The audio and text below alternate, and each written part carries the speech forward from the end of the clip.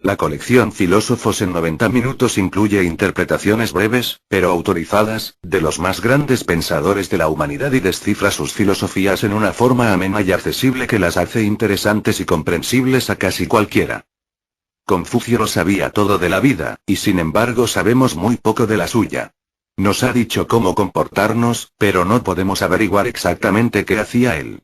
Su colección de tópicos bien intencionados, máximas pintorescas y anécdotas cuasi enigmáticas se combinan para producir una filosofía ideal para funcionarios. Su objetivo era convertir a sus pupilos en excelentes funcionarios del gobierno, pero sus enseñanzas superaron sus más optimistas expectativas, proporcionando reglas de conducta y alimento espiritual durante más de 2000 años. En Confucio en 90 minutos, Paul Stratern presenta un recuento preciso y experto de la vida e ideas de Confucio, y explica su influencia en la lucha del hombre por comprender su existencia en el mundo. El libro incluye una selección de escritos de Confucio, una breve lista de lecturas sugeridas para aquellos que deseen profundizar en su pensamiento, y cronologías que sitúan a Confucio en su época y en una sinopsis más amplia de la filosofía. Paul Stratern Confucio en 90 minutos Filósofos en 90 minutos Introducción Confucio lo sabía todo de la vida y, sin embargo, sabemos muy poco de la suya. Esta circunstancia nos deja en desventaja cuando se le va a juzgar como persona. Nos ha dicho cómo comportarnos pero no podemos averiguar exactamente qué hacía él. Confucio es el aspirante con más posibilidades de conseguir el título de hombre más influyente de la historia, por tanto debemos sentirnos afortunados de que su filosofía sea nebulosa y bastante aburrida. Su colección de tópicos bien intencionados, máximas pintorescas y anécdotas cuasi enigmáticas se combinan para producir una filosofía ideal para funcionarios. Y esta era precisamente la intención de Confucio. A diferencia de otros sabios, no deseaba ver a sus discípulos convertidos en vagabundos sin un céntimo deambulando por los caminos en un estado de iluminación que no les daba para comer. Su objetivo era convertir a sus pupilos en excelentes funcionarios del gobierno y aquí radicó su éxito, que superó sus más optimistas expectativas. Durante más de 2000 años, sus enseñanzas proporcionaron reglas de conducta y alimento espiritual para administrativos, maestros, ministros y administradores que vivían en el seno del atrofiado conformismo del imperio chino. Este era el imperio que nos regaló la maldición. Ojalá vivas momentos interesantes. En la China de Confucio, el aburrimiento era una bendición. Pero no resulta, en absoluto sorprendente, si se consideran las alternativas. Si alguien se salía de la línea marcada, si cometía incluso el más mínimo delito, debía sentirse afortunado si no acababa castrado. Las cortes de los irascibles gobernantes chinos parecían como si estuvieran regidas por una pandilla de niños de escuela. Hasta la Revolución Comunista de 1949, el confucianismo era casi sinónimo de la forma de la vida china. Durante la época de Mao en la China continental, el confucianismo fue considerado con una profunda ambivalencia. El mismo Confucio fue vilipendiado porque se creía que había pertenecido a la clase de terratenientes y capitalistas, en realidad, no encuadraba en ninguna de estas categorías. Confucio pasó la mayor parte de su vida sin empleo, siempre andaba escaso de dinero y carecía de propiedades. Durante la Revolución Cultural de los años 60, la Guardia Roja intentó purgar los últimos restos de confucianismo en el pensamiento chino. Aún así, el presidente Mao continuó, en alguna ocasión, alentando a sus camaradas con enseñanzas de Confucio. Estos últimos hechos indican una fuerte corriente subterránea de confucianismo en la filosofía china que persistió por debajo del barniz del marxismo. Por otro lado, el confucianismo permaneció y permanece muy vivo en toda la diáspora china, desde Taiwán a los Chinatowns de todo el mundo. Los pensamientos de Confucio han sobrevivido con éxito de generación en generación, y su nombre ha logrado una centralidad cultural similar a la de Shakespeare para los ingleses o Goethe para los alemanes. Sorprendentemente, Confucio como persona fue un fracaso. Al menos así lo pensaba él, ¿y quiénes somos nosotros para contradecir a un hombre tan sabio? Confucio consideraba que no había tenido éxito en su vida y murió sintiéndose profundamente decepcionado. Vida y obra de Confucio. Confucio es la forma latinizada de Kung Fu Tzu, que significa el maestro Kung. Nació en el siglo VI AC y vivió durante la mayor parte de su vida en la región costera septentrional de China. El siglo VI AC fue, quizá, el más significativo en la evolución humana ya que el primer hombre de las cavernas inadvertidamente prendió fuego a su hogar. Además de ser testigo del nacimiento de Confucio, este siglo también vio la fundación del taoísmo, el nacimiento de Buda y el inicio de la filosofía griega. Sigue siendo un misterio por qué estos acontecimientos cruciales tuvieron lugar en ese preciso momento, cuando la mayor parte de las civilizaciones se encontraban en distintos estados de desarrollo y máxime cuando no tenía contacto entre ellas. Algunas de las soluciones que se escribieron para explicarlo, como visitas de extraterrestres, actividad excepcional sobre la superficie del Sol, enfermedades cerebrales, etc., tal vez indican que no hemos progresado mucho desde entonces. Confucio nació en el 551 AC en el estado feudal de Lu, que ahora forma parte de la provincia costera septentrional de Shantung. Procedía de una larga línea de nobleza empobrecida y se dice que descendía directamente de los gobernantes de la dinastía Shang. Había sido la primera dinastía china, que duró más de 600 años, desde el siglo XVII al XII AC. Se dice que el pueblo chino realizaba una cerámica de color azul pintada con hermosas flores y utilizaba conchas de kauri rosa como moneda. Según la leyenda, a sus habitantes se les atribuye haber inventado la escritura china para poderse comunicar con sus antepasados por medio de mensajes grabados en los caparazones de las tortugas. Naturalmente, todas estas encantadoras tonterías fueron rechazadas por los historiadores más rigurosos. Hasta que los últimos descubrimientos arqueológicos han confirmado la existencia y un estilo de vida similar en una dinastía del segundo milenio antes de Cristo. Pero, por desgracia, entre los mamotretos que se conservan de caparazones de tortuga no se ha descubierto ningún mensaje de los primeros miembros de la familia de Confucio. Lo que sabemos es que el padre de Confucio era un oficial militar de baja categoría y que tenía 70 años cuando nació Confucio.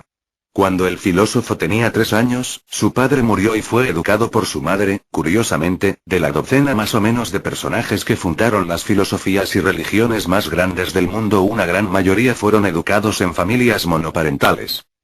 Años después, Confucio recordaría que cuando tenía 15 años solo estaba interesado en estudiar. Esta fue la base de su vida que posteriormente dividiría en varias etapas.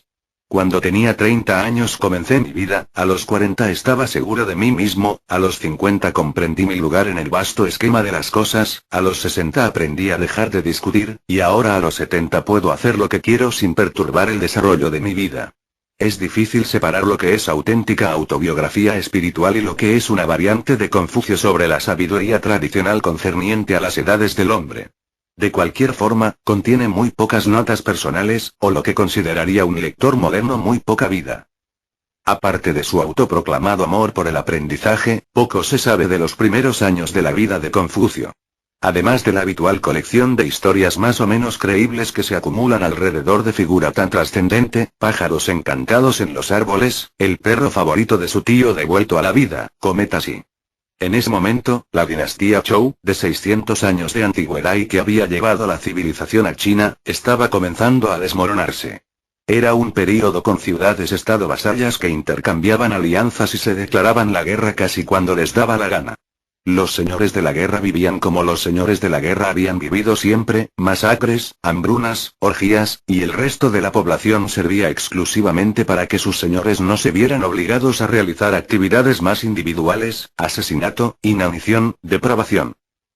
La miseria estaba muy arraigada, desde el punto de vista de la escala oriental tradicional, algo que no ha vuelto a verse desde la revolución comunista que, no obstante, se las arregló para conservar parte de las miserias tradicionales. Este sustrato de horrores cotidianos ejerció un profundo efecto en el joven Confucio. Iba a impartir una dureza y sentido práctico a su pensamiento, que pocas veces perdió. Confucio se dio cuenta rápidamente de que para que cesara ese inenarrable sufrimiento toda la noción de sociedad tendría que cambiar. La sociedad debería trabajar por el beneficio de todos sus miembros en lugar de ser utilizada únicamente como pretexto para los excesos de sus gobernantes. Confucio fue el primero en formular este cliché tan frecuentemente ignorado. No fue hasta 200 años después cuando los antiguos griegos comenzaron a cuestionarse este punto. Pero, como ellos lo debatieron, rápidamente desarrollaron una sofisticada noción abstracta de justicia.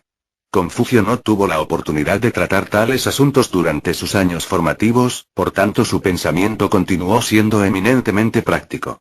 Decidió que la noción de sociedad debía cambiar, pero no la sociedad misma. El gobernante debe gobernar y el administrador realizar sus cometidos al igual que el padre debe ser siempre un padre con respecto a su hijo. La revolución que Confucio enseñó era una revolución de actitud y de conducta. Debemos esforzarnos por cumplir nuestro cometido de la forma más virtuosa posible. Pero Confucio se pronunció sobre este y otros asuntos relacionados, lo que dio a sus seguidores mucho juego para la interpretación. Por ejemplo, si una teoría se extiende es porque el cielo lo quiere, es difícil ser un gobernante, pero tampoco es fácil ser un súbdito, los hombres íntegros actúan de forma diferente, conocer lo que es justo y no practicarlo es una cobardía. Esta amplia y casi cohesiva falta de lógica que caracterizaba las enseñanzas de Confucio iba a demostrar la gran fuerza del confucianismo. Porque, en último término, no se puede demostrar que estaba totalmente equivocado, y si se piensa con el suficiente detenimiento siempre se puede encontrar algo en ellas que prácticamente da en el blanco. El confucianismo estaba destinado a compartir esta característica con la Biblia, así como con los textos sagrados de la mayoría de las creencias más duraderas. A los 18 años, Confucio se casó y tuvo un hijo llamado Liu, que significa carpa grande. Liu estaba destinado a decepcionar a su ilustre padre y nunca se convertiría en el gran pez que había esperado. Confucio era pobre y para llegar a fin de mes tenía que aceptar numerosos trabajos, incluyendo el de empleado en un granero y el de guardián de una especie de zoo de animales sagrados. En su tiempo libre estudiaba historia, música y liturgia, gracias a lo cual adquirió rápidamente la reputación del hombre más sabio de Lu. Confucio era ambicioso.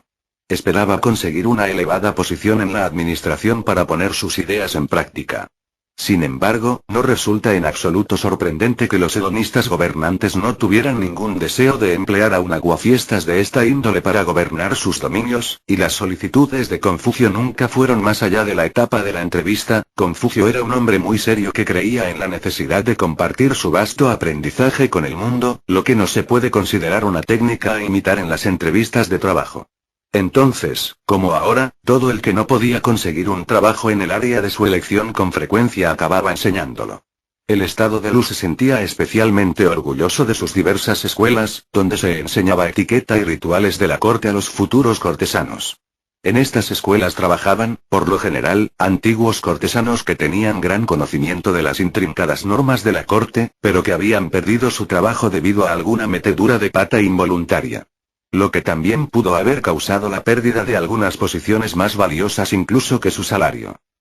Confucio decidió fundar una escuela, pero, con una diferencia, él enseñaría a los administradores políticos a gobernar.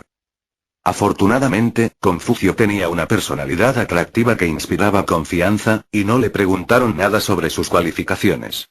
Y pronto comenzó a reclutar alumnos. Parece que el método de su escuela fue muy similar al desarrollado por los antiguos filósofos griegos durante los siglos siguientes. El ambiente carecía de toda formalidad, el maestro conversaba con sus alumnos, a veces de pie y, a veces, sentado bajo la sombra de un árbol. Ocasionalmente el maestro impartía un discurso, pero la mayoría de las lecciones consistían en sesiones de preguntas y respuestas. Las respuestas del maestro solían tener la forma de reflexiones. Mandar a la guerra a un pueblo sin haberlo instruido es abandonarlo a su suerte, el hombre superior es parco en hablar pero dinámico en obrar, si no cambias tus defectos serás cada vez más imperfecto. Seguro que estas observaciones debieron haber parecido casi tan banales hace 2500 años como hoy. También se nos dice que Confucio no soportaba a los tontos. Si señalo una esquina de un tema, y el alumno no puede deducir las otras tres por él mismo, lo expulso. Tampoco había sitio para los cobardes en la escuela de Confucio. Por lo general tenía 2 docenas de alumnos, desde príncipes a pobres. Las enseñanzas de Confucio que han llegado hasta nosotros no son todas banales. Algunas son polémicas, otras opacas o enigmáticas e incluso las hay profundas. El que no conozca el valor de las palabras nunca comprenderá a los hombres. La vida perfecta busca dentro en sí misma, la vida vacía busca en los otros. Se dice que sus observaciones contienen incluso una pizca del fino humor oriental, pero parece que este sentido del humor no llega a la mayoría de los oídos occidentales. Confucio fue sobre todo un enseñante moral. Siempre era sincero y desconfiaba de la elocuencia. Su objetivo era enseñar a sus alumnos a comportarse adecuadamente. Si deseaban gobernar a otras personas, primero deberían aprender a gobernarse a sí mismos. Pero el verdadero núcleo de sus enseñanzas se encuentra en el ámbito familiar. La virtud significa amar al prójimo. Este sentimiento moral, el más profundo de la humanidad, fue articulado por Confucio más de 500 años antes del nacimiento de Cristo. Y no fue concebido como un principio religioso. Confucio puede haber fundado una religión, el confucianismo, pero sus enseñanzas no fueron religiosas per se. En realidad, ni tan siquiera eran una religión, y este enigma chino ha contribuido ciertamente a su longevidad. Hay todavía otra cuestión en esta paradoja. Las enseñanzas de Confucio quizá no hayan sido religiosas, pero él mismo sí lo era. O parecía serlo casi siempre. En otras ocasiones mostraba evasivo. Sus enseñanzas en esta materia oscilan entre lo exagerado y lo enigmático. Nunca sabremos hasta qué punto estas actitudes fueron dictadas por la conveniencia personal o por la necesidad política. Parece que Confucio creía que el universo contiene un poder para hacer el bien, lo que algunos pueden considerar como una fe de primer orden, aunque no se ha observado evidencia alguna que apoye tal optimismo. Confucio elogiaba al hombre virtuoso que vivía intimidado por el cielo, pero consideraba que la mayoría de las prácticas religiosas de su época eran tonterías supersticiosas. Sin embargo, por otro lado, se deleitaba con los rituales y consideraba sus efectos sumamente beneficiosos. En esto, como en muchas cosas más, Confucio compartía una sorprendente semejanza con Sócrates. En efecto, más de un gran orientalista ha comparado a Confucio con un Cristo socrático, además de vilipendiar a las tres mayores figuras de la historia. Esta endeble calumnia contiene el habitual irritante parte de verdad. El elemento clave de las enseñanzas de Confucio está simbolizada por el carácter chino Ren, que significaba la combinación conceptual de magnanimidad, virtud y amor por la humanidad. Tiene una cercana proximidad con la noción cristiana de compasión y de amoroso cuidado. Se dice que Ren también incorporó el Zen en el budismo Zen, aunque varios siglos después de la muerte de Confucio. Junto con Ren, las enseñanzas de Confucio resaltan las cualidades complementarias del Te, virtud, y del Yi, rectitud. En la vida diaria destaca la necesidad del Li, decoro, y la observancia de los ritmos tradicionales. Pero la observancia tenía que ser una participación significativa. Cuando se convierte en mera formalidad, refleja una enfermedad espiritual, tanto en el individuo como en la comunidad. El objetivo de Confucio era producir chun-chun, personas superiores, que vivirían una vida de armonía y virtud, libres de la ansiedad y la angustia. Dicho esto, merece la pena observar que la noción central de Confucio del Ren ha dado lugar a una variedad de interpretaciones. La misma palabra se ha traducido de diversas maneras, desde perfección moral a magnanimidad, desde humanidad a compasión, o incluso como simple altruismo. El carácter chino para Ren está formado por dos elementos, el elemento hombre y el elemento dos. Hombre más dos igual hombre para la humanidad. En otras palabras, el Ren no está interesado en la moralidad espiritual individual sino en la conducta social o en el carácter moral demostrado en un marco social. Confucio lo simplifica en sus enseñanzas, o Lun Yu, también conocidas como analectas. Cuando fue preguntado por el significado de Ren, Confucio replicó: significa amar a los seres humanos. Hay 5 virtudes y todo el que las ponga en práctica es Ren. Estas son respeto, tolerancia, honradez, diligencia ingeniosa y generosidad. Si un hombre es respetuoso, no será tratado con insolencia. Si es tolerante, vencerá sobre la multitud. Si es honrado, los otros le confiarán responsabilidad. Si es diligente e ingenioso, conseguirá resultados. Si es compasivo, será lo suficientemente bueno para ponerse al mando de otros hombres. Confucio consideraba el Ren como parte de la educación. En otras palabras, alguien debía enseñarnos esta conducta en lugar de aprenderla simplemente de la experiencia. En su época se consideraba la educación como una forma de aprender a comportarse, en lugar de adquirir un conocimiento específico. Confucio estaba de acuerdo con esta actitud. La adquisición de conocimiento era sabiduría, no Ren. Esto último no solo implicaba la moralidad sino también muchos valores tradicionales, especialmente la piedad filial, que era mucho más fuerte que el simple respeto hacia los padres y que implicaba asumir todo su sistema de valores y rituales tradicionales. Ya en la época de Confucio las tradiciones de la moralidad china estaban bien desarrolladas. Los dos conceptos clave eran Tao y Te. Tao significa literalmente la vía, en el mismo sentido que Cristo utilizaba cuando decía yo soy la luz y la vida. Un equivalente occidental mucho más familiar sería verdad, aunque no contiene el elemento progresivo presente en el Tao. Era vital para el bienestar individual que se adhiriera a la vía. Pero, el Tao no solo se aplica a las personas, todo un estado puede apartarse de la vía. La actitud de Confucio hacia el Tao era sumamente ambivalente. Con nómica ironía concluye: quien por la mañana capta la vía, al anochecer puede morir contento. Confucio soportaba de mala gana la religión que surgió de este concepto, el taoísmo, que representaba una interiorización que hacía que el individuo se retirase de la sociedad. Para Confucio, la moralidad tenía que ver con la implicación en la sociedad. Por otro lado, aprobaba la vía cuando se refería a las observancias de la moral tradicional. El ritual podía ser de gran ayuda a la hora de aprender Ren. El otro concepto clave de la moralidad china tradicional era el Te. Generalmente se traduce como virtud, pero también procede del término que significa conseguir. Se consigue llegar a la virtud siguiendo la vía. Pero, de nuevo, Confucio se muestra ambivalente. En uno de sus viajes, cuando estaba siendo perseguido por el célebre Huan Tui, y su vida corría peligro, Confucio expresó su ecuanimidad de la forma siguiente. La virtud que da el cielo está en mí, ¿qué me puede hacer ese Huan Tui? Lo que implica que recibimos nuestra virtud del cielo. Confucio ha enseñado que recibimos del cielo nuestra capacidad individual para la virtud.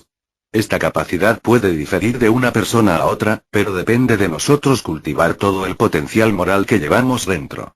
Este cultivo de la virtud debería constituir nuestra principal preocupación y la imposibilidad de lograrlo es lo que preocupaba a Confucio.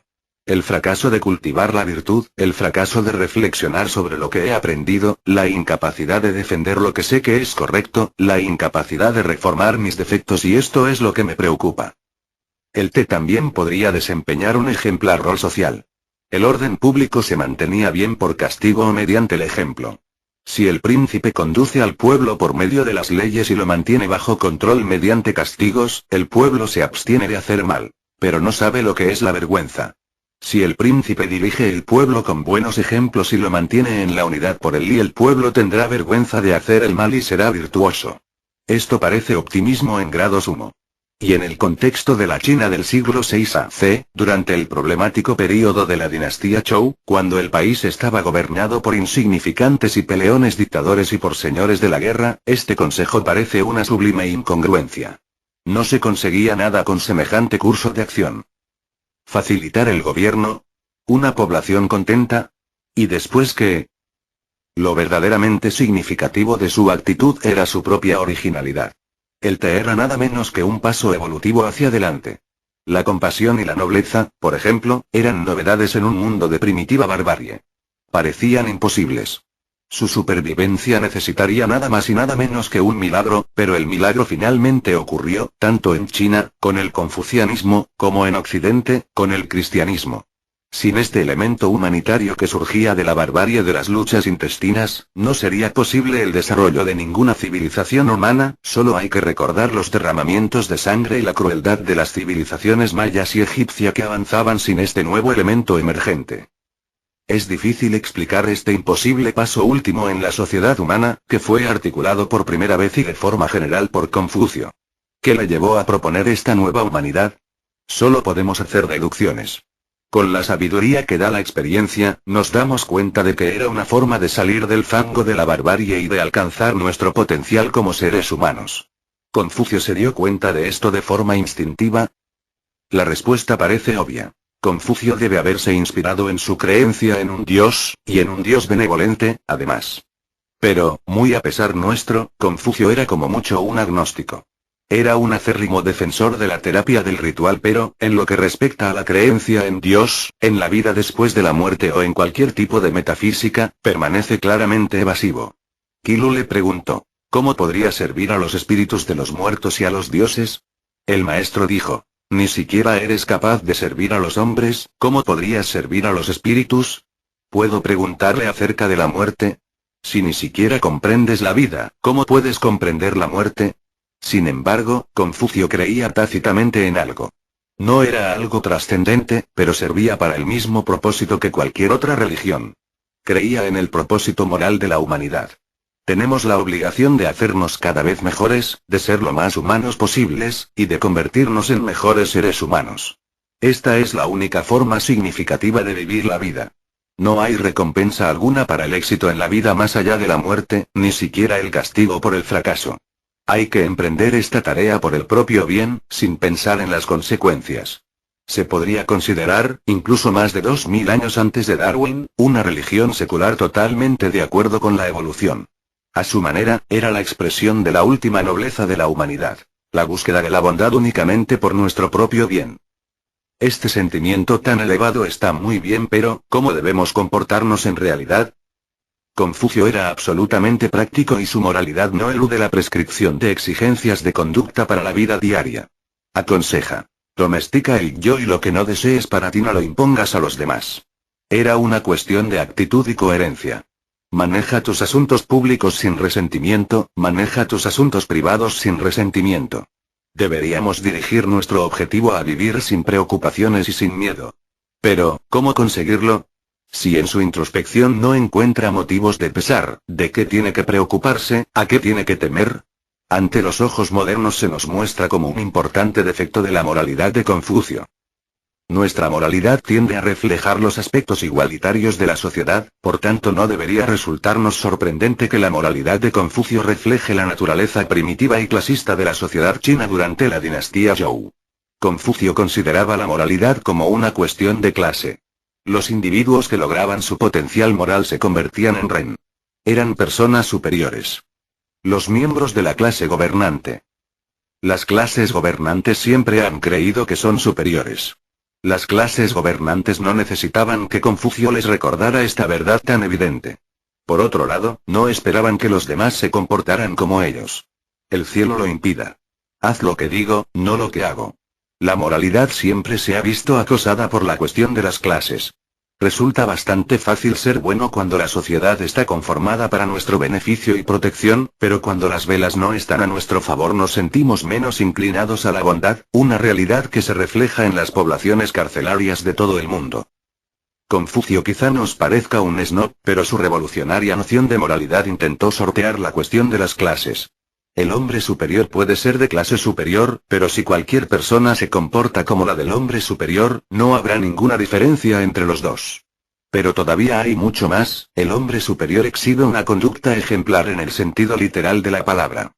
La moralidad del hombre superior tiene que servir de ejemplo, o no es un hombre superior. De esta forma, Confucio convierte la moralidad en algo universal que se aplica a todas las clases en todas las épocas.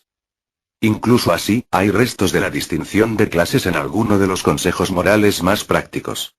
El duque Qin de Qi preguntó a Confucio acerca del gobierno. Confucio le dijo, que el gobernante sea gobernante, que el súbdito sea súbdito, que el padre sea padre y el hijo sea hijo. El duque dijo, excelente. Sin embargo, si el gobernante no es un gobernante, si el súbdito no es un súbdito, si el padre no es un padre, ni el hijo un hijo, ya no sería capaz de confiar en nadie nunca más, ni siquiera sabría dónde se va a celebrar mi próxima comida. Algunos han detectado un elemento de ironía en las enseñanzas de Confucio, teniendo en cuenta la preocupación del duque por su estómago. Pero parece poco probable. La moralidad de Confucio quizá haya sido revolucionaria, pero políticamente sigue siendo la de un recalcitrante conservador. Lo que no resulta extraño considerando la anarquía política y la miseria que vio a su alrededor. En esa época no solo los viejos carrozas sentían la necesidad de volver a un gobierno fuerte como los viejos tiempos. Para Confucio los lejanos días de la dinastía Zhou aparecían ante sus ojos como una edad de oro. Habían sido días de gobierno firme, de logros culturales y estabilidad con el emperador que gobernaba sobre sus señores feudales. En la época de Confucio este sistema feudal estaba comenzando a fracturarse y los señores feudales se estaban convirtiendo en señores de la guerra. A sus ojos esta alternativa a la sociedad estratificada era simplemente anarquía. Es más, para Confucio, un elemento fundamental de la sociedad moral no era la clase social sino el amor. Aquí merece la pena hacer un alto para comparar el confucianismo con cristianismo. Ambos suscriben que lo fundamental es el amor al prójimo. Pero Confucio era lo suficientemente atrevido, u optimista, para sugerir que se podía extender de la persona a la sociedad en su conjunto. El cristianismo se quedó corto al prescribir para el Estado. Dad al César lo que es del César. El cristianismo tuvo éxito al constituirse como la moralidad de los esclavos de un imperio corrompido, poniendo un gran énfasis en la persona y su salvación, así como en un amor desprendido hacia los demás, dentro del marco de la religión. Siglos después tales ideas se metamorfosearon en el marxismo, aunque en su mayor parte los gobiernos del occidente cristiano siguieron basándose en el pragmatismo en lugar de en los principios morales. El confucianismo, al adoptar las virtudes tradicionales chinas y al comprometerse con una moralidad pública, se convirtió en el sinónimo del modo de vida chino. Al pasar los años, su moralidad ejemplar y su amor por el prójimo evolucionarían muy lentamente al igual que la misma China. Y a pesar de su ferviente rechazo, se siguen reconociendo elementos del confucianismo en el marxismo maoísta. Incluso con reflujos marxistas el vínculo entre la autoimagen de China y el gobierno sigue siendo tan fuerte como siempre. A medida que China comience a absorber las ideas occidentales será cada vez más importante la comprensión de tales diferencias y similitudes culturales. Confucio trata específicamente su filosofía política en el libro 13 de sus enseñanzas. Comienza dando consejos básicos muy sensatos. Zulu preguntó acerca del gobierno. El maestro dijo: incita a los hombres con tu ejemplo. Zulu le pidió más precisión. El maestro respondió: nunca cejes en el empeño. Cuando se le preguntó cómo gobernar, Confucio replicó: sé indulgente con los errores sin importancia y promueve a los hombres de talento. Pero, ¿cómo reconocer a los hombres de talento? El maestro dijo: promueve a los que reconozcas, a los que no reconozcas seguirán por su propio impulso. Pero el maestro pronto trascendió de tales banalidades. Cuando se le preguntó lo primero que haría si estuviera a cargo del gobierno, Confucio replicó: lo primero que haría con certeza es que rectificaría los nombres. ¿En serio? ¿Esto no es un despropósito? ¡Qué ignorante eres! Cuando no sepas de algo es mejor permanecer callado. Después de molestar a su desafortunado discípulo, Confucio continuó esbozando su teoría lingüística del gobierno. Si los nombres no son correctos, cuanto se dice no tiene objeto alguno. Cuando no tiene objeto alguno, nada se puede hacer correctamente. Cuando nada se puede hacer correctamente, los rituales se desorganizan y la música se vuelve discordante, y los castigos son desacertados. Cuando los castigos son desacertados, nadie sabe a qué atenerse. Por tanto, sea lo que se piense hay que ser capaz de comunicarlo. Y sea lo que se diga, hay que ser capaz de llevarlo a cabo. En lo que concierne al lenguaje, la precisión es de la mayor importancia. No hay que dejar nada que dé lugar a una mala interpretación. Todo esto está muy bien, pero, como principal prioridad. Es más, nos podemos preguntar qué tiene todo esto que ver con el gobierno. Confucio persiste en este enfoque con relación a su siguiente tema. Cuando se le pregunta acerca de la práctica de la agricultura, ofrece una larga réplica que no tiene nada que ver con la agricultura. Fan Qi pidió a Confucio que le enseñara a cultivar cereales. El maestro contestó: no soy tan bueno como un viejo campesino. A continuación le pidió que le enseñara jardinería. Confucio contestó: no soy tan bueno como un viejo jardinero. Cuando se marchó Fan Qi, el maestro exclamó: ¡qué ignorante es este Fan Qi! Cuando sus superiores se dedican a los rituales, el pueblo no osa ser irreverente. Cuando se dedican a la justicia, el pueblo no osa ser desobediente.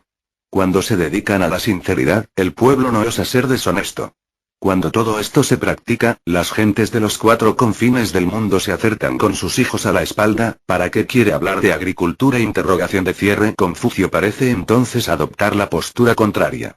Después de haber menospreciado la habilidad práctica, ahora resalta su superioridad sobre el refinamiento. Piensa en un hombre que puede recitar los 300 poemas del tradicional libro de cantos. Se le designa para ocupar un puesto oficial, pero resulta ser un incompetente. Se le envía a una misión diplomática, pero demuestra ser incapaz de tomar la iniciativa. ¿De qué le sirven todos los poemas? El cultivo de la poesía no es diferente del cultivo de los tulipanes, ambos son igualmente inútiles para el cultivo del ren. Cuando alguien posee esta cualidad, todo lo demás viene por añadidura. Si el gobernante es recto, habrá obediencia sin necesidad de dar órdenes. Pero, si no es recto, por mucho que mande no será obedecido. Como gran parte de la doctrina de Confucio, todo esto es muy loable, pero en la práctica es una pura fantasía. La naturaleza humana es como es. La gente obedece a un tirano sediento de sangre con mucha más presteza que a un gobernante de buenas intenciones. ¿Por qué entonces este loable consejo?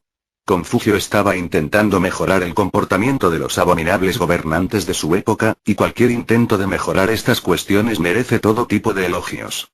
Pero, al elegir esa trayectoria, Confucio limita la relevancia de su consejo a una época determinada y a un lugar concreto. Todos los consejos políticos comparten en cierto grado el mismo defecto: cuanto más pertinentes son, más redundantes se vuelven. Comparemos solo los consejos prácticos de Confucio con la otra gran obra de enseñanza política, El Príncipe de Maquiavelo. El deseo de cumplimiento político de Confucio habría sido irrelevante en la Italia del Renacimiento, muchos de cuyos gobernantes creían a pie juntillas que debían influir en sus súbditos con una conducta cultivada y ejemplar. Por el mismo motivo, el príncipe hubiera sido redundante en las manos de cualquier señor de la guerra china de la última dinastía Zhou. Ese oportunismo sin escrúpulos y esa deshonestidad cruel eran inherentes en la sociedad china de la época, dado que constituyen los requisitos esenciales para cualquier gobernante Zhou que deseara conservar su puesto de trabajo. Confucio solo estaba intentando rectificar el equilibrio a favor de una visión más civilizada. Un aspecto básico del logro de Confucio fue su habilidad como educador. El propósito principal de su escuela era producir funcionarios que pudieran propagar sus ideas sociales y políticas. El cultivo de la conducta humana y de una sociedad compasiva. Siempre resaltaba que el logro del Ren no era para beneficio del individuo sino para la sociedad. Se cultiva a sí mismo para que pueda llevar paz y felicidad a toda la gente. Esperaba que esos nuevos administradores consideraran su trabajo más como una vocación que como medio de ascenso personal. Es vergonzoso hacer del salario el único objeto. El hombre recto no debería preocuparse por la pobreza. A pesar de este respeto por el sistema de clases en política, Confucio no lo practicaba en su escuela. Creía en la educación para todos sin tener en cuenta su clase. En su época la educación estaba confinada solo a la clase superior, por tanto esta política de puertas abiertas proporcionó una excepcional oportunidad a muchos que de otra forma hubieran vivido una vida de monotonía y humillación. Como resultado, la mayoría de los alumnos de Confucio procedían de los extractos más humildes de la sociedad e iban a permanecer leales a su maestro durante toda su vida. De esta forma, Confucio fue responsable de una inyección de nuevo talento así como de nuevas ideas en el funcionariado civil de su región. Era totalmente consciente de lo que estaba haciendo. Donde hay educación, no hay distinción de clases por desgracia, ante nuestros ojos de nuevo sigue siendo una loable fantasía. Sin embargo, a pesar de este evidente igualitarismo, Confucio conservaba ciertos prejuicios. No convienen al hidalgo las pequeñas habilidades sino las grandes responsabilidades. No conviene al villano las grandes responsabilidades, sino las pequeñas habilidades. Confucio era un excelente profesor, y muchos de sus alumnos acabaron siendo administradores de gran éxito. Sabiamente, los alumnos de Confucio hacían caso omiso de sus principios menos prácticos tan pronto como entraban en el mundo real del gobierno. Defender esas ideas humanitarias y revolucionarias solo les habría ayudado a tener un trabajo en el correo de niños. Sin embargo, esa primera generación de capaces administradores no olvidó a su gran maestro y formaron una especie de fraternidad masónica. Su educación ciertamente afectó a su forma de vivir tanto como a su actitud hacia el trabajo. Se sembró la primera semilla de un nuevo progresismo. Desde entonces, pocos creyeron que sus gobernantes eran descendientes divinos y que gobernaban por decreto del cielo. Entendieron que el Estado podía convertirse en una empresa cooperativa para beneficio de todos. Y los nuevos administradores hicieron todo lo posible para disuadir a sus jefes de embarcarse en guerras sin sentido.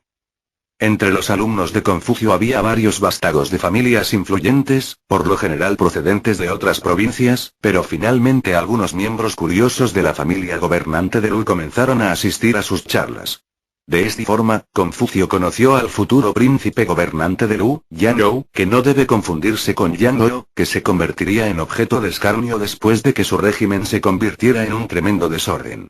Yan Zhou se sentía impresionado por Confucio y cuando se hizo cargo del poder nombró al ya maduro filósofo ministro de crimen. Por fin Confucio podía poner en práctica sus principios. Según todas las fuentes, Confucio tuvo un enorme éxito como ministro de crimen aunque parece que tuvo poco que ver con sus tan cacareados principios. Confucio estableció un reino de terror contra los criminales locales. Mientras estuvo en activo, dejó de haber robos en la tierra de Lu, escribe su biógrafo H.G. Krell. Confucio fue incluso más lejos al instaurar la pena de muerte por inventar ropajes inusuales. Y pronto la vida estaba tan organizada en la provincia que los hombres caminaban ordenadamente por la derecha de la calle y las mujeres por la izquierda. Finalmente se decidió que ya era suficiente. Alguien sobornó al primer ministro con 80 hermosas jóvenes para que se deshiciera de Confucio. El primer ministro que, evidentemente, no había disfrutado de las ventajas de la educación confuciana, se encontró incapaz de rehusar semejante oferta tan tentadora. Confucio fue cesado de su puesto, los hombres y mujeres de Lu volvieron a caminar por el mismo lado de la calle y comenzaron a llevar ropa de moda sin ser condenados a muerte por ello. y los delincuentes pudieron abandonar sus inadecuados empleos para continuar ejerciendo su verdadera vocación. Como reconocimiento a sus servicios, Confucio fue ascendido a un puesto mucho más prestigioso con un impresionante título y salario. Sin embargo, pronto descubrió que solo era una sinecura desprovista de toda autoridad. Volvió a dimitir de su puesto con disgusto. No estaba interesado en el trabajo si no podía decidir sobre importantes cuestiones de Estado. Confucio tenía 50 años por entonces. Decidió organizar, con unos pocos discípulos, un viaje de peregrinación alrededor de China. Pero no era un peregrinaje en el habitual sentido espiritual. No tenía ningún destino sagrado y Confucio no buscaba ninguna iluminación. Su viaje, al igual que su filosofía, albergaba intenciones absolutamente laicas. Iba a buscar trabajo. Y si no podía encontrar un trabajo, quizá podría encontrar un futuro gobernante para ejercer como su tutor y, al menos en algún lugar, poner en práctica sus principios. Pero obviamente se habían difundido las opiniones acerca de Confucio, y su peregrinaje en busca del santo grial del empleo iba a durar más de 10 años. De vez en cuando se le pedía consejo, pero de nuevo ninguna oferta de empleo permanente fue más allá de la etapa de la entrevista. Solo podemos especular sobre los motivos del rechazo. Confucio era considerado el hombre más sabio de China. Había enseñado a muchos de los administradores más capaces y él mismo había ocupado un cargo oficial menor, sin aceptar un solo soborno o, incluso, sin traicionar a su jefe a sus enemigos. Tal excentricidad contribuyó a la creencia posterior de que Confucio había sido un personaje legendario y que nunca había existido. Obviamente había algo en Confucio. Seriedad y ninguna disposición al compromiso, hábitos personales desagradables, o quizá una simple halitosis del alma. Nunca sabremos con exactitud qué es lo que tenía que no atraía a las clases gobernantes chinas. En mi opinión, después de estudiar sus escritos, es que le debieron encontrar terriblemente aburrido. Incluso las aventuras de Confucio durante su década de viajero parecen haber adquirido ese característico halo de aburrimiento. Cuando visitaba el estado de Wei, celebró una audiencia privada con la hermana del gobernante, la conocida Nan Chu, conversación que molestó profundamente a sus discípulos. Pero la historia ha censurado prudentemente qué es lo que tanto molestaba a los discípulos, y tampoco sabemos cómo había conseguido Nan Chu su notoriedad, aparte de algún cotilleo inocente acerca de un incesto real. En la provincia de Sun, Confucio supo que alguien quería asesinarle, por tanto decidió llevar ropas que no llamasen la atención y así continuó su prosaico peregrinaje. En Sun dijo también que había conocido al gobernador local y que había hablado hasta altas horas de la madrugada con él, convenciendo finalmente a su anfitrión de que valía la pena seguir sus ideas acerca de cómo gobernar. La virtud y la administración competente, no la ambición personal, eran las claves para el éxito. La cruzada de Confucio había hecho otra conquista. Pero ni siquiera ese gobernante le ofreció trabajo. Por entonces Confucio tenía ya 67 años. Sus coetáneos de menos valía estaban ya felizmente jubilados, mientras él intentaba iniciar su carrera profesional. Al final, los discípulos de Confucio que habían regresado a Luz decidieron que la única respuesta era invitar a su maestro a volver otra vez a casa. Para estos filósofos más prácticos era el momento de que Confucio abandonara para siempre la idea de poder ganarse el sustento. Confucio regresó debidamente a casa y vivió los últimos 5 años en Lu. Fueron años muy tristes. Murió su discípulo favorito Yen Hui, y por primera vez en su vida Confucio cayó brevemente en la desesperación. ¡Ay! Ya no queda nadie que me entienda, dijo a los discípulos restantes. Se convenció de que su mensaje vital nunca llegaría a las generaciones venideras. Su hijo Liu también murió. No se sabe prácticamente nada de la vida de él. Se dice que no tenía cualidades excepcionales, pero la evidencia posterior indica lo contrario. Pocos siglos después, más de 40.000 personas en China afirmaban ser los descendientes de Confucio, lo que indicaría una actividad excepcional del único hijo del maestro. Confucio pasó leyendo sus últimos años, corrigiendo y escribiendo comentarios sobre los clásicos chinos, el canon de obras que datan del período en que China salió de la antigüedad. El Lun Yu Enseñanzas de Confucio se añadiría a ese canon antes de que fuera grabado en piedra a mediados del siglo III AC. Los libros clásicos chinos van desde el Sublime Shi, poemas, a veces conocido como el libro de cantos, que incorpora material legendario con atemporales detalles diarios de la vida china más antigua, hasta el misterioso y siempre mal utilizado I Ching, el libro de los cambios, mezcla intrigante de jerigonza metafísica y de percepción psicológica. Este último libro comenzó su vida como libro de adivinación. Al igual que la astrología babilónica, que data de la misma época de la adolescencia de la humanidad, contiene un edificio de sabiduría gnómica construido sobre la más endeble de las bases. La innegable naturaleza esotérica de I Ching resultaba vergonzosa para los estudiosos de Confucio, quienes insisten en la aproximación práctica a la filosofía del maestro. Incluso no se niega que Confucio pasó varios años de su vida leyendo este libro, y durante sus últimos años escribió un extenso comentario sobre él. Lejos de reírse de los con frecuencia fantásticos contenidos de I Ching, su comentario incluye directrices acerca de cómo utilizar la obra con propósitos adivinatorios lanzando pequeños palitos al aire e interpretando los dibujos que firman. Sin embargo, parece tan poco probable como descubrir que Hegel era, en secreto, un bailarín del baile clásico. Pero incluso los filósofos deben tener sus hobbies y lanzar palitos al aire para descubrir quién va a ganar la carrera de las 2:30 en Shanghái, lo que me parece una actividad bastante inofensiva. Confucio también pasó sus últimos años transmitiendo los aspectos fundamentales de su filosofía a sus discípulos. Las enseñanzas de Confucio contienen referencias a la epistemología, lógica, metafísica y estética, las categorías tradicionales de la filosofía, pero son solo referencias pasajeras y no forman ningún sistema. Asimismo transmite comentarios acerca del sabor del jengibre y de la longitud de los camisones, sin constituir por ello una teoría de la cocina ni de la moda. Pero si lo juzgamos desde la perspectiva de su período de ministro del crimen, parece probable que sí que tenía una teoría muy clara de la moda. Por tanto, pudo haber formulado teorías de cocina y de filosofía que no han llegado hasta nosotros. Esta enseñanza e instrucción espiritual confuciana iba a conformar la educación básica de la clase mandarín que gobernaría la administración china durante más de 2000 años. Al igual que todas las jerarquías dominantes, terminó por fosilizarse. Confucio había previsto la necesidad de adaptarse a los tiempos. Solo los hombres de profunda inteligencia y los necios de mente más obtusa permanecen invariables. Pero la advertencia de Confucio era en vano. Quizás el destino de todos los funcionarios civiles sea ser gobernados por sabios o por idiotas. En el año 479 AC, a los 62 años, Confucio yacía en su lecho de muerte. Sus discípulos le atendieron durante su enfermedad. Sus últimas palabras fueron recogidas por su discípulo favorito Tse-lu. El gran monte se hunde, la viga maestra cede, el sabio maestro se marchita como una planta. Confucio fue enterrado por sus discípulos en la ciudad de Choufou a las orillas del río Esu. El templo construido en ese lugar y los recintos circulantes fueron reconocidos como lugares sagrados. Durante más de 2000 años este sitio fue visitado por continuas oleadas de peregrinos. El reciente hiato de esta tradición durante la era comunista parece que ha finalizado. Ha llegado el final de un breve lapso en una venerable tradición china establecida mucho antes del nacimiento de Cristo y de Sócrates.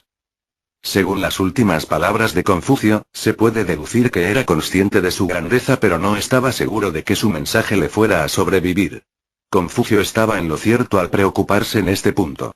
El confucianismo ha sobrevivido durante cerca de 2 milenios y medio, pero su parecido con las enseñanzas originales del mismo Confucio a veces es difícil de detectar, de la misma forma que es difícil relacionar la Inquisición y la quema de herejes con el mensaje de quien pronunció el Sermón de la Montaña. Sin embargo, el mensaje de Confucio no fue totalmente desvirtuado por sus seguidores. 2 siglos después de su muerte, la dinastía Han estableció la primera gran etapa de la cultura china. Esta dinastía gobernó casi siempre siguiendo los principios de Confucio con resultados tan satisfactorios que la dinastía prosperó durante más de 400 años, superando a casi todos los demás imperios chinos y estableciendo un ejemplo cultural que las siguientes dinastías intentaron emular. En Occidente, Confucio iba a ser admirado por Leibniz y su racionalista contemporáneo Voltaire, que declaró: "Respecto a Confucio, fue el primer hombre que no recibió inspiración divina". Un eco frívolo de las enseñanzas de Confucio se encuentra en el arte marcial del Kung Fu, que se llama así en honor al maestro, pero que tiene tanto parecido con el origen de su nombre como la marca de pinturas Titán con este personaje mitológico. De forma similar, se pueden detectar ecos degradados de Confucio en la aberración del pensamiento chino que recientemente ha suplantado las enseñanzas del maestro.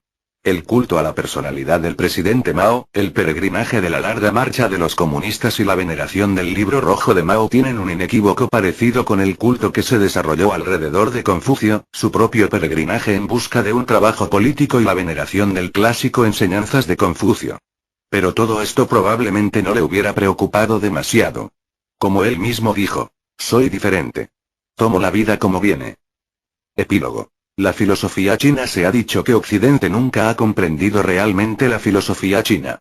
Es más, muchos pensadores orientales sostienen que es imposible para la mente occidental comprender tales riquezas de matices de los que no tienen la más mínima noción. Casi todos los filósofos occidentales han mantenido un punto de vista similar en lo que respecta a la recepción por la civilización occidental de su propia filosofía. Por este motivo, no deberíamos sentirnos especialmente desconcertados por esta insistencia en la incomprensión mutua. La filosofía china es diferente de la filosofía occidental, al igual que los chinos son diferentes de los europeos. Pero todos somos una subespecie eterna y igualmente despreciable o valiosa. Todos compartimos la misma condición humana, y esto es precisamente lo que cada filosofía afirma examinar.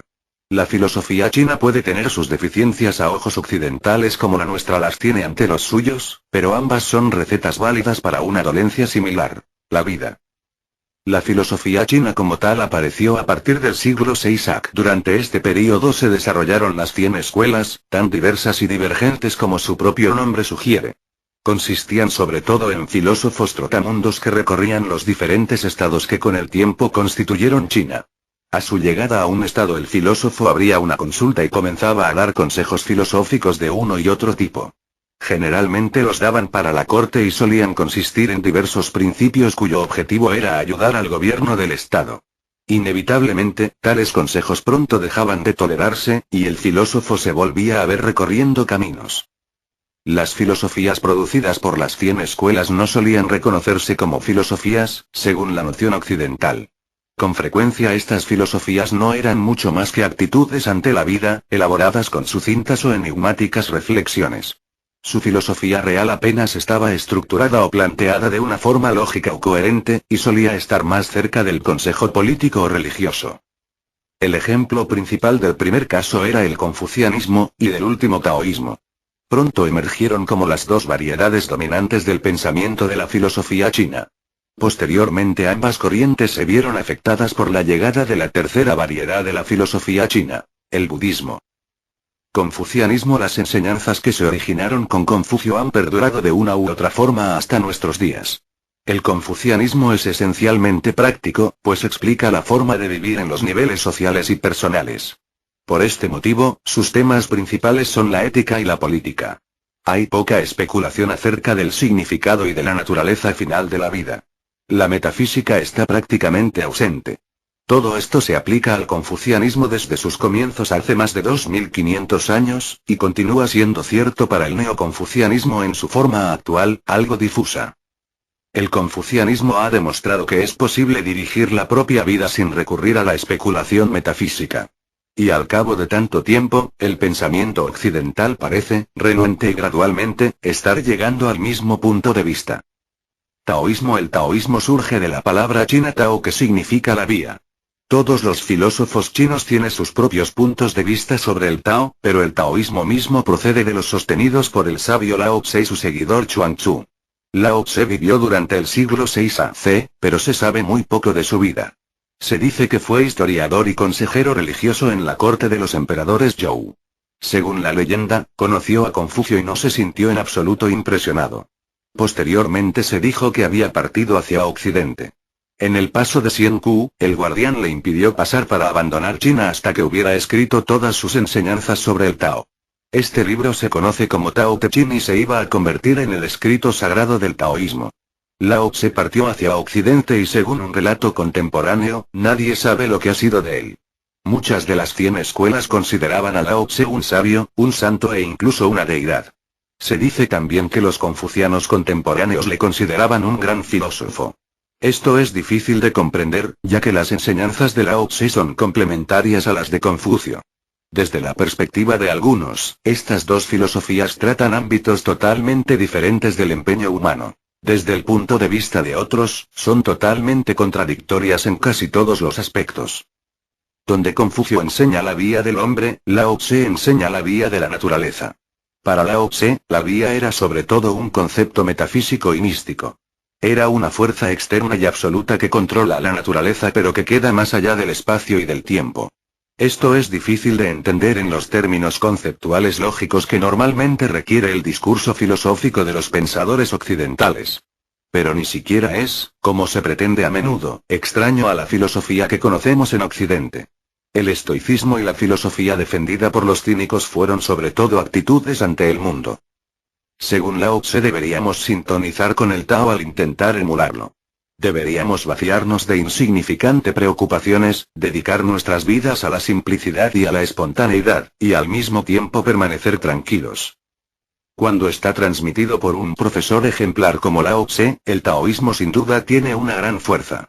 Pero es preciso cierta elaboración para hacerlo viable incluso como filosofía metafísica. Esta elaboración fue proporcionada por Chuang-Tzu, que nació un par de siglos después de Lao Tse. Tampoco sabemos mucho de su vida excepto que escribió un libro que se llama como él, el Chuang-Tzu, y que atacó vehementemente el confucianismo. En sus últimos años, se dice que se convirtió en un delicioso viejo excéntrico, vestido con harapos, con sus zapatos desintegrados sujetos por trozos de cuerda. Uno de sus discípulos visitó a Chuang-Tzu cuando murió su mujer y se sintió desconcertado al encontrarle cantando feliz y siguiendo el compás con su cuenco. Chuang-Tzu defendió su conducta diciendo que llorar y hacer duelo hubiera sido demostrar una ignorancia del destino. Para Chuang-Tzu el Tao transforma el azar y la naturaleza conflictiva en la armoniosa unidad de la vía de la naturaleza. Esto sucede únicamente cuando la naturaleza imita a la naturaleza, y la conseguimos cuando también imitamos esta vía de la naturaleza, en lugar de la vía del hombre, tal como recomendaba Confucio. El Tao, o vía de la naturaleza, es un estado trascendente donde el bien y el mal han dejado de existir, y todas las cosas viven en armoniosa igualdad. Pero Chuang-Tzu también mantenía que el Tao estaba en todas partes y que existía en todas las cosas, incluso en las hormigas y en los excrementos.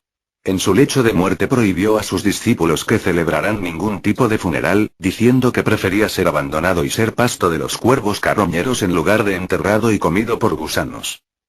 Budismo. El budismo llegó a China desde la India en la tercera centuria AC. Durante su largo período de desarrollo lejos de su país de origen, el budismo ha sufrido una transformación peculiarmente china, motivo de sus muchas similitudes con el taoísmo. El budismo está considerado por los occidentales más como una religión que una filosofía. Pero solo hay que estudiar el escolasticismo de la Edad Media para ver cómo esos dos modos de pensamiento tan distintos pueden estar inextricablemente enlazados. Desde este punto de vista, el budismo es ciertamente una filosofía y una religión, su metafísica es casi el equivalente del escolasticismo, o del taoísmo, que para el caso es lo mismo. Sin embargo, a diferencia de los escolásticos, los budistas tienden a creer en el fatalismo del laissez-faire, sobre todo en lo que concierne a los cismas. Como resultado de ello, no pasó mucho tiempo antes de que el budismo divergiera en una amplia variedad de filosofías y religiones. Todas ellas insisten en llamarse budismo, a pesar de que muchas de ellas eran enemigas de las otras. El paralelismo con el pensamiento cristiano es, de nuevo, demasiado evidente. Con la diferencia de que en las épocas de mayores dificultades los budistas preferían prenderse fuego a ellos mismos en lugar de al prójimo. El budismo fue fundado por Siddhartha Gautama, que nació en Nepal hacia la mitad del siglo VI a.C. Después de casarse a los 16 años y vivir una vida de lujo durante otros 13 años, abandonó todo y partió hacia la India, donde se convirtió en un asceta vagabundo. En peligro de morirse de inanición debido a su enfoque especialmente entusiasta al ascetismo, decidió por fin seguir su propio camino de iluminación. Según la leyenda, finalmente adquirió esta iluminación hacia el año 528 a.C., a los 35 años, y por tanto se convirtió en Buda. Esto sucedió cuando estaba meditando con las piernas cruzadas debajo de un vallano ficus religiosa. Al principio el budismo puso gran énfasis en la meditación, que daba al que la practicaba la suficiente tranquilidad espiritual y objetividad para liberarse de los engaños y contradicciones de la vida cotidiana. Estos cebos diarios son como nubes que oscurecen el sol, solo cuando la disciplina especial las disuelve, somos conscientes de la radiante verdad. El budismo chino estuvo muy influido por el taoísmo, que prevalecía en China a la llegada del budismo. Más adelante el budismo influiría en el desarrollo del confucianismo en el siglo XI. Este neoconfucianismo absorbió del budismo las preocupaciones metafísicas que hubieran sido anatemas para el mismo Confucio, pero que parecían cubrir una necesidad en las enseñanzas para sus seguidores. Las enseñanzas de Confucio. Consejo de Confucio sobre cómo ser un buen administrador y su efecto. Chuang Tzu preguntó al maestro: ¿Qué debo hacer para convertirme en un hombre superior y ejercer un cargo en el gobierno? Debes respetar las 5 cualidades y rechazar los 4 vicios. ¿Cuáles son las 5 cualidades? El hombre superior es benefactor pero no derrochador. Anima al trabajo pero no provoca resentimiento. Tiene ambiciones pero no es codicioso. Posee grandeza pero no soberbia. Inspira respeto pero no es cruel. ¿Y qué quieren decir esas cualidades? Trabajar a favor del pueblo, ¿no es ser benefactor y no derrochador? Si das el trabajo correcto a la persona idónea, ¿quién se mostrará resentido? Si un hombre desea algo y lo obtiene, ¿qué codicia cabe en él? El hombre superior siempre acomete sus tareas sin tener en cuenta su dificultad ni su tamaño y, por tanto, no es indolente. ¿Acaso no es poseer grandeza sin soberbia? El hombre superior cuida su apariencia, se esmera en su vestimenta y tocado, y trata a los demás con respeto. Y debido a su porte distinguido, todos le tratan con reverencia. De esta forma inspira respeto sin ser cruel. ¿Y cuáles son los 4 vicios? ¿Quién manda matar a un hombre por no haber cumplido bien su tarea sin haberle dado instrucciones precisas? Esto es crueldad. Esperar que alguien haga algo sin previo aviso, esto es una atrocidad. Obligar a terminar una tarea a toda prisa cuando se le había pedido que la realizara meticulosamente, esto es perjudicial. Prometer una recompensa y luego pagar con avaricia, esto es estrechez de miras. Algunos consejos más para el buen gobierno: si el gobernante es recto, será obedecido sin necesidad de dar órdenes. Pero si no es recto, por mucho que mande no será obedecido. Si alguien me tomara a su servicio, en un año los resultados ya serían aceptables. En 3 años, serían completos. Hablando de gobierno, el maestro dijo a Chun Yu: exige a los demás solo lo que ya les has enseñado. Confucio resalta la necesidad del estudio y hace comentarios sobre nuestra actitud general hacia él. Aprender es como perseguir lo inalcanzable, temiendo perder lo adquirido. Es excepcional que alguien que haya estudiado durante 3 años no llegue a ser bueno. Algunas certeras observaciones: no anticipes el fraude o el engaño, pero al mismo tiempo estate siempre atento ante ellos. Es necesario si quieres llegar a lo más alto. El que presume de valentía pero se queja de ser pobre va a causar problemas. Algunas personas pueden hacer cosas sin ser capaces de entenderlas. Otras observaciones no tan certeras: solo cuando el año enfría advertimos que el pino y el ciprés son los últimos en marchitarse. Cuando se le pidió otro consejo sobre el gobierno, el maestro contestó: nunca cejes en el empeño. El maestro decía del señor Qin de Wei: es hábil hacendero. Cuando empezó a tener caudal, dijo: es bastante adecuado. Cuando tuvo un poco más, dijo: es bastante redondo. Cuando fue rico, dijo: es bastante extraordinario. Un funcionario de justicia preguntó a Confucio si el señor Chao observaba los ritos y Confucio replicó que así lo había hecho. Cuando Confucio se retiró, el funcionario dijo: tenía entendido que el gran maestro era un sabio, pero ya veo que no lo es. El señor Chao contraviene las observancias tomando una esposa dentro de su propia familia, y oculta el hecho dándole otro nombre. Cuando Confucio fue informado de esto, contestó: estoy de suerte. Si cometo un error, no pasará desapercibido. Un típico ejemplo de pragmatismo, sabiduría y consejo del maestro sobre la vida: ten una fe inquebrantable, ama el estudio, defiende la buena vía hasta la muerte. No vayas a un estado en situación precaria. Ni permanezcas en uno donde haya revolución. Esfuérzate por brillar cuando la vía prevalezca. Cuando no prevalezca, ocúltate. Es vergonzoso ser pobre y desconocer un país donde la vía prevalece. De igual forma, es vergonzoso ser rico y recibir honores en un país donde la vía no prevalece. Sobre la moda: el hombre superior no debe llevar orlas de color cárdeno ni morado sobre sus ropas. En privado no debe vestir ropas de color rosado ni púrpura. En verano debe vestir frescos ropajes de hilo fino o grueso. En el exterior debe llevar siempre una túnica. En invierno lleva una túnica negra sobre un ropaje de lana. Con túnica negra sus ropajes interiores deben estar revestidos con piel de cordero. Y, en privado, las túnicas deben estar revestidas de piel de zorro o tejón. Siempre debe llevar todas sus medallas colgando de la cintura, excepto en los funerales. Y, en el primer día de cada mes, debería vestir sus ropajes de ceremonia para acudir a la corte. Durante la purificación, debería vestir siempre ropas limpias de hilo. Enseñanzas de Confucio. Algunos comentarios occidentales: lo que nos ha transmitido son los valores que durante años el pueblo chino antes de él había valorado. No es tanto que China sea confuciana, sino que el confucianismo es chino. William Knowton. Si tenemos que elegir una palabra para caracterizar la ética confuciana, esa palabra puede ser humanidad.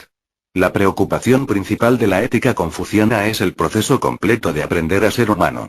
Este proceso implica un compromiso total, un esfuerzo continuado de autorrefinamiento o automejora y una visión holística de todo el proyecto de educación moral. Dr. Tu Weimin, catedrático de Historia y Filosofía China, Universidad de Harvard. Confucio estaba más preocupado por las necesidades de gobierno y por la administración del gobierno que cualquier otro filósofo. Ezra Pound. Cronología de fechas filosóficas importantes. Siglo VI AC. Comienzos de la filosofía occidental con Tales de Mileto. Final del siglo VI AC. Muerte de Pitágoras. 399 AC. Sócrates es condenado a muerte en Atenas.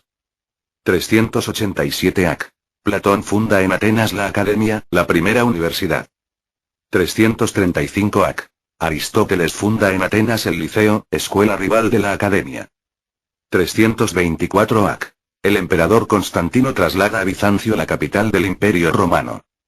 400 DC. San Agustín escribe sus Confesiones. La teología cristiana incorpora la filosofía. 410 DC. Los visigodos saquean Roma. 529 DC. El cierre de la Academia de Atenas por el emperador Justiniano marca el final de la era greco-romana y el comienzo de la Edad Media. Mitad del siglo XIII. Tomás de Aquino escribe sus comentarios a Aristóteles. Época de la escolástica. 1453. Caída de Bizancio ante los turcos. Fin del Imperio Bizantino. 1492. Colón descubre América. Renacimiento en Florencia. Revive el interés por la sabiduría griega. 1543. Copérnico publica De Revolutionibus Orbium Caelestium, sobre las revoluciones de los cuerpos celestes, donde prueba matemáticamente que la Tierra gira alrededor del Sol. 1633. Galileo es obligado por la Iglesia a retractarse de la teoría heliocéntrica del universo. 1641. Descartes publica sus Meditaciones, inicio de la filosofía moderna. 1677. La muerte de Spinoza hace posible la publicación de su Ética. 1687. Newton publica Principia e introduce el concepto de gravedad. 1689. Locke publica su ensayo sobre el entendimiento humano. Comienzo del empirismo. 1710. Berkeley publica Tratado sobre los principios del conocimiento humano, conquistando nuevos campos para el empirismo. 1716. Muerte de Leibniz. 1739-40. Hume publica el Tratado de la Naturaleza Humana, y lleva el empirismo a sus límites lógicos. 1781. Kant, despertado de su sueño dogmático por Hume, publica la Crítica de la Razón Pura. Empieza la gran época de la metafísica alemana. 1807. Hegel publica la Fenomenología del Espíritu. Punto culminante de la metafísica alemana. 1818. Schopenhauer publica El mundo como voluntad y representación, introduciendo la filosofía hindú en la metafísica alemana. 1889. Nietzsche, que había declarado Dios ha muerto, sucumbe a la locura en Turín.